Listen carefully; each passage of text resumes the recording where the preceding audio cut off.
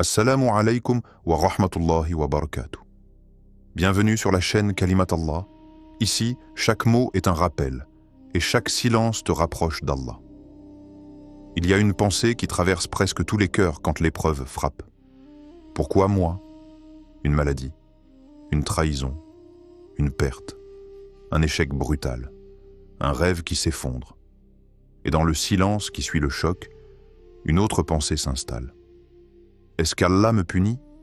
C'est humain. Quand la douleur arrive, on cherche une cause. Quand le cœur se brise, on cherche une explication. Mais laisse-moi te poser une question différente. Et si ce n'était pas une punition? Et si c'était une élévation? Nous avons tendance à croire que facilité égale amour d'Allah, et que difficulté égale colère d'Allah. Mais cette équation est fausse, complètement fausse. Regarde autour de toi. Certains vivent dans l'abondance, dans le confort, dans la réussite constante. Mais leur cœur est vide, leur foi est fragile, leur relation avec Allah est presque inexistante. Et d'autres traversent tempête après tempête. Mais leur cœur est attaché au ciel. Leur langue ne cesse de dire « Ya Rab ». Leur prosternation est longue et sincère. Le prophète, que la paix et le salut d'Allah soient sur lui, a dit: les gens les plus éprouvés sont les prophètes, puis ceux qui leur ressemblent le plus. Réfléchis à ça. Les plus aimés d'Allah, les plus proches, les plus sincères. Ce sont eux qui ont le plus souffert. Alors pourquoi penser que ton épreuve est un rejet? Nu a été moqué pendant des siècles. Ibrahim a été jeté dans le feu. Youssouf a été trahi et emprisonné. Ayoub a perdu sa santé, sa richesse et ses proches. Le prophète Muhammad sallallahu alayhi wa sallam a enterré ses enfants, subi le boycott, les insultes, les blessures. Est-ce qu'Allah les punissait ou est-ce qu'il les élevait? L'épreuve n'est pas toujours une conséquence de tes péchés. Parfois, c'est une préparation pour un rang que tu n'atteindrais jamais autrement. Imagine une montagne immense. Au sommet, un rang spirituel exceptionnel. Une proximité rare avec Allah, une lumière particulière. Tu veux monter, mais le chemin est raide, escarpé, fatigant. Chaque épreuve est une montée, chaque larme est un pas. Chaque nuit d'angoisse est une élévation invisible. Tu vois la douleur. Allah voit la progression. Tu vois la perte. Allah voit la purification. Tu vois la difficulté. Allah voit la transformation. Il y a des choses que les bonnes actions seules ne peuvent pas t'offrir. La prière, le jeûne, la charité, oui, elles élèvent. Mais certaines stations spirituelles ne s'ouvrent qu'à travers l'épreuve. Parce que l'épreuve brise l'ego. Elle enlève l'illusion de contrôle. Elle te fait comprendre que tu n'es pas autosuffisant. Et dans cette fragilité, tu deviens sincère. Complètement sincère. Il y a des invocations que tu ne fais jamais quand tout va bien. Il y a des prosternations que tu ne prolonges jamais quand tout est facile. Il y a une profondeur que tu n'atteins jamais sans douleur. Et si Allah voulait t'emmener là, et si ton épreuve actuelle était la porte d'un niveau supérieur? Mais voilà le piège. Quand on souffre, on regarde vers le bas. On regarde ce qu'on a perdu. On regarde ce qui ne fonctionne pas. On regarde ce qui fait mal. Mais on ne regarde pas ce qui se construit, parce que la construction est invisible. Un bâtiment ne s'élève pas sans fondation profonde. Et les fondations se creusent dans l'obscurité. Personne n'applaudit les fondations. Personne ne les voit. Mais sans elles, tout s'effondre. Ton épreuve est peut-être une fondation, profonde, invisible, essentielle. Peut-être qu'Allah prépare une stabilité que tu ne comprends pas encore. Peut-être qu'il renforce ton cœur pour une responsabilité future. Peut-être qu'il nettoie quelque chose en toi avant de te donner davantage. Il y a une sagesse que l'on comprend seulement plus tard, quand on regarde en arrière, quand on voit comment tout s'est aligné, quand on réalise que si cette chose ne s'était pas effondrée, on ne serait jamais devenu cette version de nous-mêmes. Combien de personnes ont trouvé Allah dans l'épreuve? Combien ont commencé à prier à cause d'une crise? Combien ont abandonné un péché après une chute douloureuse? Combien ont découvert leur force intérieure après avoir touché le fond? La douleur a une fonction. Elle secoue, elle réveille, elle recentre, et parfois, elle sauve. Ce n'est peut-être pas une punition, c'est peut-être une invitation à grandir, à purifier, à t'élever. Et si aujourd'hui tu souffres, ne conclus pas trop vite, ne dis pas « Allah m'a abandonné ».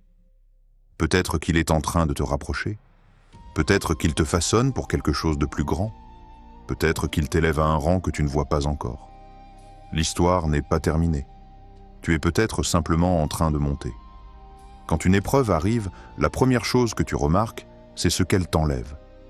Elle enlève une stabilité, elle enlève une personne, elle enlève un confort, elle enlève une certitude. Elle peut enlever un travail, une relation, une santé, une image de toi-même.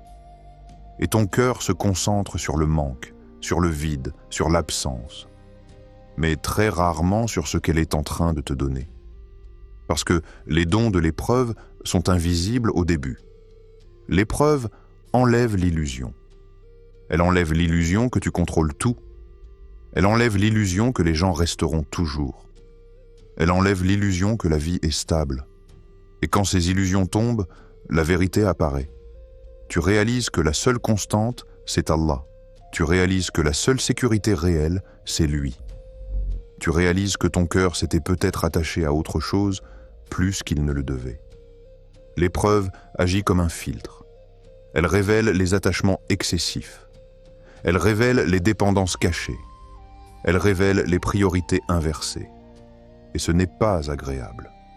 Parce que personne n'aime découvrir ses faiblesses.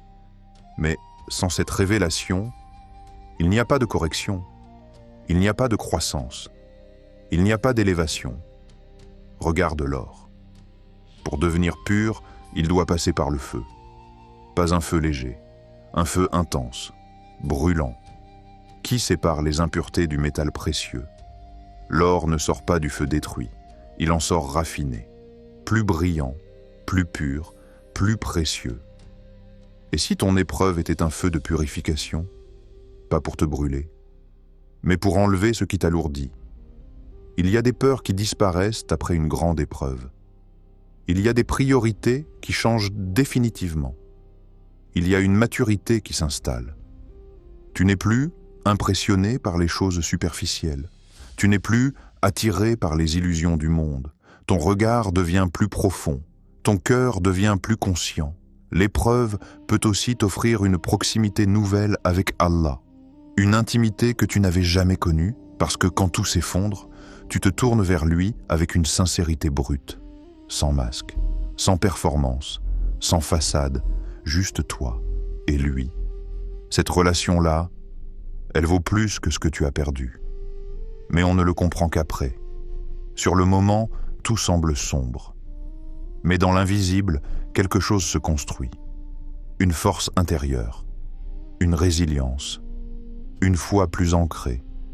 Et peut-être que ce qu'Allah enlève n'est rien comparé à ce qu'il prépare. Il y a un hadith puissant. Quand Allah aime un serviteur, il l'éprouve. À première vue, ça semble paradoxal. Comment l'amour peut-il être lié à l'épreuve? Nous associons l'amour à la facilité, au confort, à l'abondance. Mais l'amour divin ne fonctionne pas selon les logiques humaines. Quand un professeur veut voir ses élèves progresser, il ne leur donne pas des exercices faciles. Il les challenge, il les pousse. Il leur donne des examens, pas pour les faire échouer, mais pour révéler leur potentiel. Allah connaît ton potentiel mieux que toi-même. Il sait ce que tu es capable de devenir. Il voit une version de toi que tu n'as jamais encore rencontrée. Mais cette version ne peut émerger sans pression, sans confrontation, sans dépassement.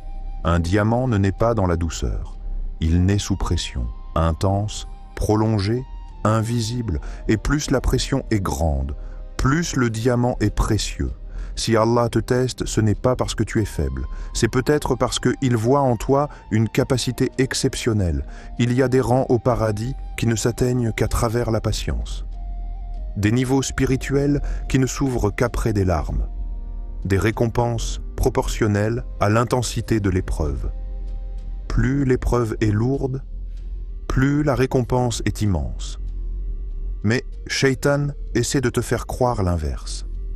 Ils te murmurent que tu es abandonné, que tu es puni, que tu n'es pas assez bien, alors que peut-être tu es en train d'être élevé. Les prophètes n'ont pas été choisis malgré leur épreuve. Ils ont été façonnés à travers elles. Chaque difficulté les a préparés à leur mission. Et toi? Peut-être que ton épreuve est une préparation. Peut-être qu'Allah t'entraîne pour quelque chose de plus grand. Mais tu ne vois que la douleur actuelle. Tu ne vois pas encore la finalité. L'amour divin n'est pas toujours doux. Il est parfois exigeant, mais toujours juste, toujours sage, toujours miséricordieux. Elle ne te force pas à t'arrêter. Quand tout va bien, tu avances sans réfléchir. Tu accumules, tu poursuis, tu planifies, tu cours. Mais l'épreuve t'arrête, brutalement parfois. Elle te force à t'asseoir, à réfléchir, à ressentir, à te poser des questions que tu évitais. Qui suis-je vraiment? Qu'est-ce qui compte réellement? Où vais-je? Qu'ai-je négligé? Elle te ramène à toi-même, à ton cœur, à ton âme. Elle enlève les distractions, les illusions, les bruits. Et dans ce silence forcé, tu entends enfin ta conscience. Tu réalises peut-être que tu t'étais éloigné, que tu avais relâché certaines obligations, que tu avais laissé entrer certaines choses toxiques. L'épreuve devient alors un réveil, pas agréable, mais nécessaire. Combien de personnes ont changé de vie après une grande crise? Combien ont quitté des environnements destructeurs? Combien ont retrouvé la prière? Combien ont corrigé leurs priorités? L'épreuve peut être un point de bascule, un tournant, un avant et un après, et souvent. On remercie Allah plus tard pour une douleur qu'on détestait au début, parce qu'elle nous a sauvés d'une trajectoire dangereuse. Elle nous a réalignés, elle nous a purifiés, elle nous a réveillés. Le jour où tout est dévoilé, les secrets, les intentions, les récompenses cachées, tu arrives avec tes prières, tes jeûnes, tes bonnes actions, puis on te montre quelque chose d'immense, une montagne de récompenses, et on te dit « Ceci est pour ta patience ». Pour les nuits où tu as pleuré, mais continué à croire. Pour les jours où tu étais fatigué, mais tu n'as pas abandonné. Pour les moments où tu ne comprenais pas, mais tu as dit « Ya Allah, je te fais confiance ». Chaque larme est comptée. Chaque soupir est enregistré. Chaque douleur supportée avec foi est transformée en lumière. Rien n'est perdu. Absolument rien. Il se peut que certaines épreuves soient lourdes ici-bas, parce que leur récompense est immense dans l'au-delà. Si tu voyais aujourd'hui ce qu'Allah te réserve, tu supporterais avec plus de sérénité. Tu patienterais avec plus de paix. Mais la foi, c'est justement croire sans voir, faire confiance sans preuve visible, et peut-être que ton élévation réelle ne se verra pleinement que là-bas. Regarde ton passé. Certaines choses qui t'ont fait le plus mal ont aussi été les plus transformantes. Elles t'ont rendu plus mature, plus conscient, plus fort. Et si l'épreuve actuelle était la pièce centrale de ton histoire, la clé qui ouvre un nouveau chapitre, peut-être qu'elle te pousse vers un chemin que tu n'aurais jamais choisi. Peut-être qu'elle te force à développer des qualités que tu n'avais pas. Patience, humilité, empathie, résilience. Il y a des personnes qui deviendront une source de lumière pour les autres, parce qu'elles ont connu l'obscurité. Il y a des cœurs qui guériront les autres, parce qu'ils ont été brisés. Peut-être que ton épreuve te prépare à aider quelqu'un d'autre. Peut-être qu'elle fait partie d'un plan plus large. Un plan qui dépasse ta compréhension actuelle. Ce que tu vis aujourd'hui peut devenir ton témoignage demain, ta force, ton message, ton élévation. Alors ne réduis pas ton épreuve à une simple douleur. Elle est peut-être une clé. La clé d'un niveau plus élevé. La clé d'une proximité plus profonde. La clé d'une version de toi que tu n'as pas encore rencontrée. Il viendra un moment précis, écrit, calculé, parfait. Un moment où tu regarderas en arrière et tu comprendras. Pas partiellement, pas confusément, mais clairement. Tu verras comment chaque douleur t'a déplacé, comment chaque perte t'a redirigé, comment chaque échec t'a protégé. Aujourd'hui, tu vois un puzzle incomplet, des pièces éparpillées, des couleurs qui ne s'accordent pas, des formes qui semblent incohérentes. Mais Allah voit l'image entière. Il voit le début et la fin en même temps. Nous jugeons une scène. Lui, il orchestre l'histoire. Peut-être que si cette porte ne s'était pas fermée, tu serais resté dans un endroit qui t'aurait lentement détruit. Peut-être que si cette personne ne t'avait pas quitté, tu n'aurais jamais découvert ta dépendance excessive. Peut-être que si ce projet avait réussi trop tôt, ton ego aurait explosé. Il y a des protections qui ressemblent à des pertes, des redirections qui ressemblent à des échecs, des retards qui ressemblent à des abandons. Mais en réalité, ce sont des ajustements divins. Et le jour où la lumière se fera, tu ne diras pas « Pourquoi ?», tu diras « Alhamdulillah ». Alhamdulillah pour ce qui est arrivé. Alhamdulillah pour ce qui n'est pas arrivé. Alhamdulillah pour ce que je ne comprenais pas. Parce que tu verras que chaque épreuve avait une fonction. Te polir, te purifier, te repositionner. Il y a des gens qui atteignent un succès matériel, mais perdent leur âme. Et il y a des gens qui traversent des tempêtes et gagnent une proximité éternelle avec Allah. Lequel est réellement gagnant? Le succès immédiat peut flatter, mais l'élévation spirituelle transforme. Et peut-être que ton Seigneur a choisi pour toi la transformation plutôt que l'illusion. Il viendra un moment, peut-être ici-bas, peut-être dans l'au-delà, où tu verras la récompense, où tu ressentiras la paix, où tu comprendras que rien n'était injuste, rien n'était inutile, rien n'était perdu. Ce que tu vis aujourd'hui est une ligne dans un chapitre, pas le livre entier. Ne conclus pas trop vite, ne ferme pas l'histoire avant la fin, parce que la fin pourrait être plus belle que tout ce que tu imagines. La version confortable et la version forgée. La version confortable aime la stabilité, elle aime la routine, elle aime la prévisibilité, mais elle ne se transforme pas beaucoup. Elle ne se dépasse pas, elle ne se redéfinit pas, puis arrive l'épreuve et une nouvelle version commence à naître. Une version plus consciente, plus profonde, plus solide. La douleur a cette capacité étrange, elle casse, mais elle reconstruit différemment. Elle t'oblige à découvrir des ressources que tu ignorais. Tu pensais ne pas pouvoir supporter ça. Et pourtant, tu es encore là. Tu pensais ne jamais te relever. Et pourtant, tu respires encore. Il y a une force en toi que tu n'avais jamais utilisée. L'épreuve l'active. Elle enlève la naïveté. Elle enlève la superficialité. Elle enlève certaines illusions, mais elle installe une sagesse, une maturité, une stabilité intérieure. La version de toi qui naît dans l'épreuve ne dépend plus autant des circonstances. Elle dépend davantage d'Allah. Elle comprend que la vie est temporaire, que les pertes font partie du voyage, que la vraie réussite n'est pas toujours visible. Elle devient moins fragile face aux critiques, moins attachée aux validations, moins impressionnée par le monde. Elle devient plus ancrée, plus alignée, plus vraie. Et parfois, ce qu'Allah veut pour toi, ce n'est pas simplement résoudre ton problème, c'est te transformer. Parce que le problème est temporaire, mais la transformation est permanente. Peut-être que dans quelques années, tu regarderas cette période comme le point de départ.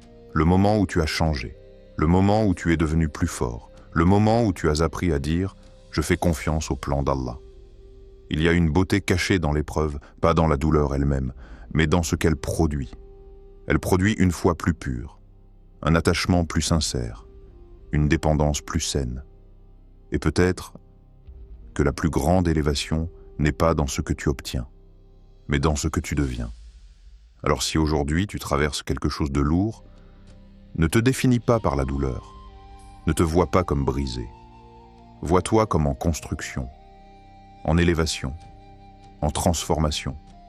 Parce que cette épreuve n'est peut-être pas la fin d'une stabilité, mais le début d'une élévation que tu n'avais jamais imaginée. Et quand tout prendra sens, tu comprendras que tu n'étais pas en train d'être brisé. Tu étais en train d'être élevé. Kalimat Allah, des paroles qui nourrissent la foi, apaisent les âmes et ramènent les cœurs vers Allah. Wassalamu alaykum wa rahmatullahi wa barakatuh. Qu'Allah vous comble de sa miséricorde, éclaire vos pas et fasse de vos cœurs des miroirs reflétant sa lumière. Si ces rappels te font du bien, n'hésite pas à t'abonner pour en recevoir davantage.